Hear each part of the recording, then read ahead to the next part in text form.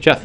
Josh, the Afghan president said in an interview broadcast on Sunday that the United States should consider re-examining its timetable for taking U.S. and coalition troops out of Afghanistan. Is that something that the White House has discussed with him, and is it something that the U.S. would consider at this point? Well, Jeff, what the president has been really clear about is what our strategy in Afghanistan is, that after the end of the year, we're now in a situation where the combat mission in Afghanistan for U.S. military personnel has ended. The Afghans are now solely responsible for the security of their country.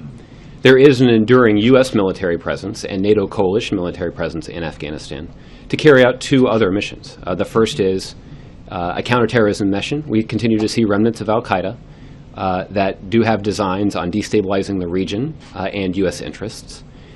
We also continue to see a need for U.S. military personnel to play an important role in training and equipping Afghan security forces to continue to take the fight to those terrorist elements and to preserve the security situation in the country of Afghanistan. There are a lot of hard-won gains that have been made in Afghanistan as a result of the bravery of U.S. military personnel and our coalition partners.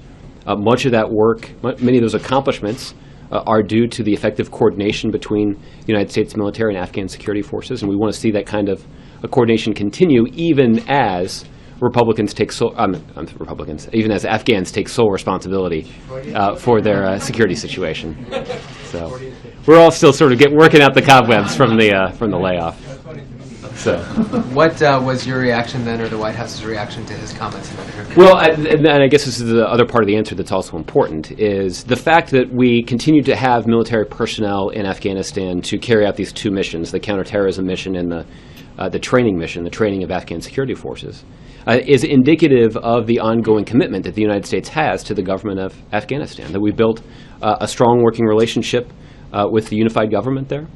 And the United States and countries around the world who have invested so much in Afghan security continue to be invested in the success, both political and economic, of the Afghan people. And the United States is prepared to continue that partnership. But as it relates to the strategy associated with our military footprint, we've been pretty clear about what that strategy is. More importantly, the Commander-in-Chief has been clear about what that strategy is.